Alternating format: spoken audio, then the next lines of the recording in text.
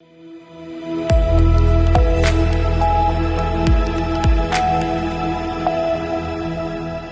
के बाद स्वागत है आप सभी का सी न्यूज भारत में। वक्त हो चुका है अलीगढ़ बुलेटिन का, तो आइए शुरू करते हैं अलीगढ़ की बड़ी और खास खबरों का सिलसिला।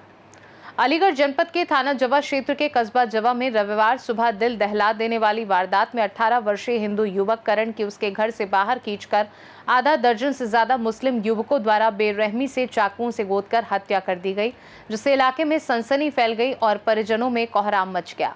सूचना पर पहुंची पुलिस ने शव को कब्जे में लेकर पोस्टमार्टम के लिए भेजा और पीड़ित परिजनों की तहरीर पर मुख्य आरोपी अरशद खान समेत 8 नामजद आरोपियों के खिलाफ मुकदमा दर्ज कर उन्हें हिरासत में ले लिया। घटना के बाद आक्रोशित परिजनों और स्थानीय लोगों ने थाने का घेराव कर जमकर हंगामा किया, जिसके चलते मौके पर कई थानों के पुलिस फोर्स और वरिष्ठ अधिकारी तैनात कर दिए गए। पुलिस के अनुसार मृतक करण नोएडा में मजदूरी करता था और 11 अक्टूबर की रात अपने घर लौटा था, जिसके बाद देर रात करीब 11:30 बजे हमलावरों ने उस पर जानलेवा हमला कर दिया। कौन है तुम्हारा? मेरा भाई है, मेरे ताई का लड़का। क्या नाम है? करण। क्या हुआ इसके साथ ये पूरी बात, ये वहाँ से आया था ये और मैं नोएडा से आए थे। काम करते हैं हम ट्रिमिक्स का, जब वो करते हैं मजदूरी, तो हम वहाँ से आए थे। तो ये मेरा भाई थोड़ी देर के लिए दवा दुबाने गया मीना को, मोमडन है, वो भी मोमडन है, हमारे घर के पास ही रहते। वो कहती दवा दुबा लो, मेरे को तबीयत खराब है, तो वो तेजपुर से दवा दुबा के लाया है। फिर उसके बाद वो वहाँ से दवा दुबाने के बाद घर आया, लेकिन घर से फिर वो वापस बाहर गया, लेकिन फिर लौट के नहीं आया। फिर उसके बाद मेरा वो उसकी मुझे आवाज चिल्लाई थी, तो फिर उसके बाद मैंने उसके छोटे भाई को मैंने भेजा बाहर। मैंने की देख के क्या बात है, काली से क्या बात है। तो फिर उसने बताया कि काली भाई को मार रहे हैं, करण भाई को। उनके घर में कोई बोल नहीं है, आदमी नहीं है। हाँ, फिर उसके बाद मैंने भाग के देखा तो उसके गर्दन कटी हुई थी और ये सारे हाथ पाथ कटे हुए थे। फिर मैंने उसको बाहर उठा के ले गया, तो उसे यहाँ पे ले गया थाने। ये मोमडन के लड़के थे, कम से कम 7-8 ना 9 लड़के थे। क्यों काटा? क्या वजह क्या? कोई वजह नहीं थी, कोई नहीं थी मेरे सामने। तो अब ये तो मेरे ये पहले थोड़ा सा विवाद हो गया था, बहुत पहले लड़कों में ही, तो वो उसी के बाद में और उसके बाद में भी वो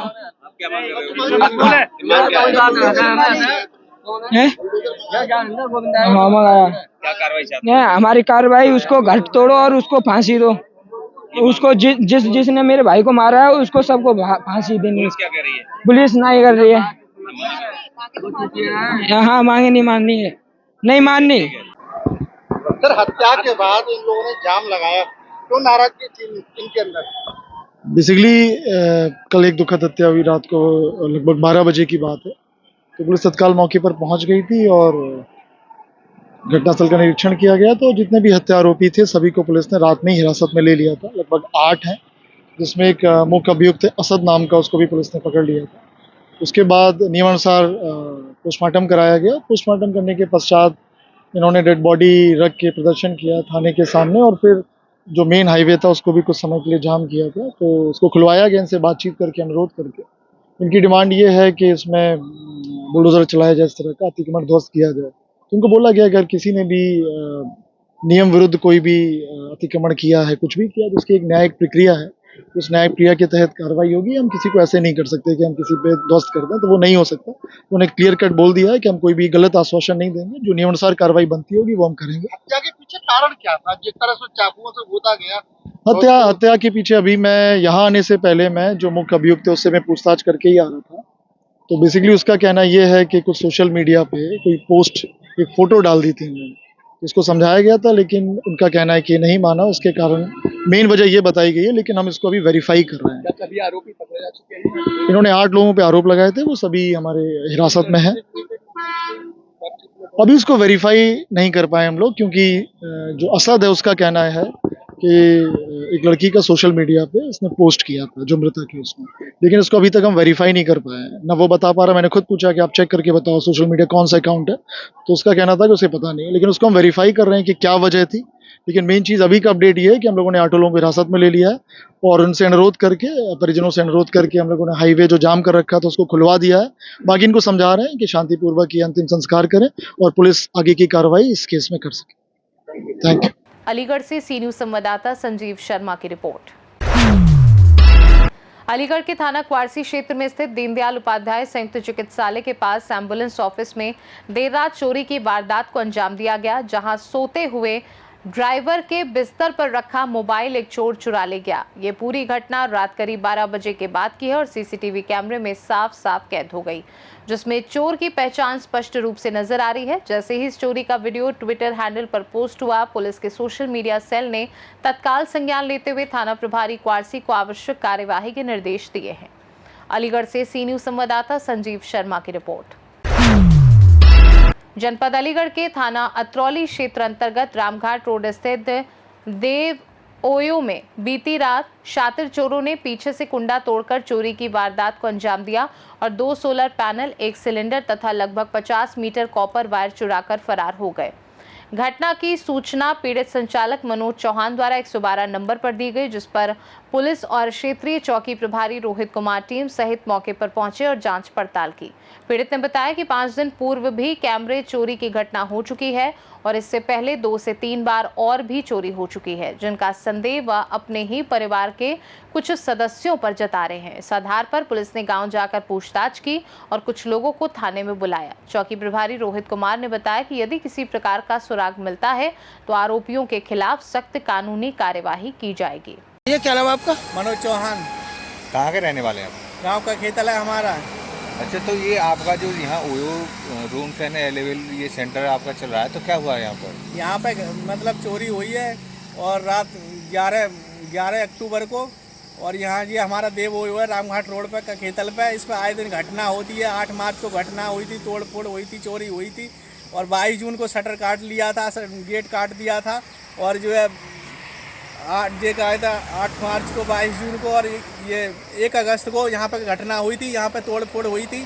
अतरौली थाने पर बार बार तहरीर देते हैं, नाम दर्ज तहरीर देते हैं, कोई कार्रवाई नहीं होती है। अब फिर जो है 11 अक्टूबर को यहाँ पे कुमिल दे लिया है और सोलर पैनल चुरा लिए हैं, इन्वर्टर बैटरा और जो है वो क्या कहते हैं गैस सिलेंडर ले गए चुरा के, तार ले गए कॉपर का चुरा के। आए दिन घटना होती है, आए दिन तहरीर देते हैं। अतरौली थाने पर कोई कार्रवाई नहीं होती है। तो क्या आपको जैसे पिछली बार जो झगड़ा हुआ था यहाँ पर? हाँ, यहाँ पे एक पूर्व में एक मुकदमा चल रहा है। 427 506 दीवार तोड़ दी थी। दानवीर सिंह पुत्र जसवंत सिंह, पोकपाल पुत्र शिवराज सिंह, रवि पुत्र सूबेदार सिंह, शिवम पुत्र भीमसेन, और इन पर मुकदमा चल रहा है। ये कहाँ के रहने वाले हैं? गांव का खेतल के ही रहने वाले हैं और अतरौली थाने पर मुकदमा चल रहा है। इनके आरोपी सिद्ध हो चुके हैं, ट्रायल पर मुकदमा है। आए दिन यहाँ घटना होती है, कोई काम नहीं होता तो है। ये आपके पास जो यहाँ पर आते हैं तो आपको क्या लगता है कि उन्होंने ये चोरी की है? अब हम तो उन्हीं पर शक करते हैं जब पूर्व में एक मुकदमा चल रहा है उन पर। अब कौन करता है? तो यहाँ पर आकर के वो मारपीट करते हैं? उन्होंने एक बार मारपीट कर दी पूर्व में, 2 साल पहले यहाँ पे तोड़फोड़ करी थी, हमारे साथ मारपीट करी थी, जान से मारने की धमकी दी थी। अब जो है अब पता नहीं, अब उन्हीं पर शक करते हैं हम तो उनसे क्या विवाद है? पहला पुरानी कोई विवाद? हमारा चाचा दानवीर सिंह हमारी आगे की ज़मीनें हड़पना चाहता है। उसने पिताजी का कत्ल करा दिया था। अब ज़मीन हड़पना चाहता है, इसलिए घटना कराता है। गांव से भगाना चाहता है, या फिर हम रात को यहाँ पर सो जाएं तो हमें मार देगा रात में। गांव घर पे मार नहीं पाता है, इसलिए हमें घटना करता है वो यहाँ पर रोज दानवीर सिंह। अच्छा, चोरी घटना जो हुई है, क्या ताला तोड़ा है, कैसे हुई है? कुमिल दे लिया पीछे से। 22 जून को ताला तोड़ दिया था, आज कुमिल दे लिया पीछे से। पुलिस में घुस के और जो है सोलर पैनल और वो ले गए चुरा के गैस सिलेंडर। पुलिस को सूचना करी आपने? हाँ, पुलिस को सूचना करी। 112 नंबर पर फ़ोन किया था, पुलिस आई। 112 नंबर मारी, फिर थाने के दरोगा जी आए हैं अतरौली थाने से, लेकिन कोई कुछ कार्रवाई नहीं होती है। क्या चाहते हो? न्याय चाहते हैं, मुकदमा लिखो उन पर, कहा कहते जिन्होंने तोड़ फोड़ चोरी की है, और जो है जेल भेजो उन्हें उठा के। अलीगढ़ से सी न्यूज संवाददाता संजीव शर्मा की रिपोर्ट। अलीगढ़ नुमाइश मैदान में यूपी ट्रेड शो स्वदेशी मेले में सांस्कृतिक कार्यक्रम का आयोजन किया गया। एसपीजी अकादमी की ओर से आयोजित सांस्कृतिक कार्यक्रम में विद्यार्थियों ने अपनी प्रतिभा से सभी का मन मोह लिया। संचालन शरद गुप्ता ने किया, जिसमें assistant commissioner industries Brajesh Yadav ने सभी प्रतिभागियों को प्रमाण पत्र वितरित किए। वहीं काफी तरह की लगी हुई स्टॉल मालिकों से जब बात की गई तो उन्होंने बताया कि इस तरह से स्वदेशी मेले का आयोजन होते रहना चाहिए। आकाश कुमार, यहाँ पे यूपी ट्रेड शो मेला चल रहा है अलीगढ़ निवास ग्राउंड में। क्या क्या है यहाँ पर? यहाँ पर हमने अपनी स्टैचू लगाया, ब्रास स्टैचू लगाया है और भी बहुत सारे प्रोडक्ट हैं, जैसे कि ताले हैं अलीगढ़ के और क्या कहते हैं कपड़े वगैरह हैं और मिट्टी के बर्तन भी हैं। तो सरकार को क्या कहना चाहोगे? सरकार को हम धन्यवाद कहना चाहेंगे, जो कराया उन्होंने लिए हमारे लिए, जो क्या ये सब निःशुल्क हुआ है यहाँ पर सरकार की तरफ से सब कुछ। कितनी जगह स्टॉल लगाया गया है, क्या देंगे? यहाँ पे ही सरकार द्वारा स्टॉल लगाया गया है और हमारी 7 नंबर शॉप लगी हुई है निमाइश ग्राउंड में कोहिनूर मंच पे। और हमारे ये सारे क्लॉथ का काम है। यहाँ पे ट्रेडिशनल भी है, वेस्टर्न भी है, गर्ल्स का रहता है, वुमेन्स का रहता है। और यहाँ पे हमारे पास काफी सारी वेराइटीज है एंड आप लोग हमारी शॉप पर भी विजिट कर सकते हो, जो कि हमारी शॉप है चूहरपुर सिद्धार्थ नगर में अलीगढ़ में। सरकार से क्या कहना चाहेगी इस आयोजन के लिए? सरकार से मैं बस यही कहना चाहूंगी कि क्या नाम है, ये सब चीज हमारे रोजगार के लिए बहुत ही ज्यादा अच्छा है एंड यहाँ पे सब लोग आते हैं और यहाँ पे विजिट कर रहे हैं एंड काफी अच्छा रिस्पांस भी मिल रहा है। अलीगढ़ से सी न्यूज संवाददाता संजीव शर्मा की रिपोर्ट। अलीगढ़ बुलेटिन में फिलहाल के लिए इतना ही। देश दुनिया की बाकी खबरों को जानने के लिए आप देखते रहिए सी न्यूज भारत।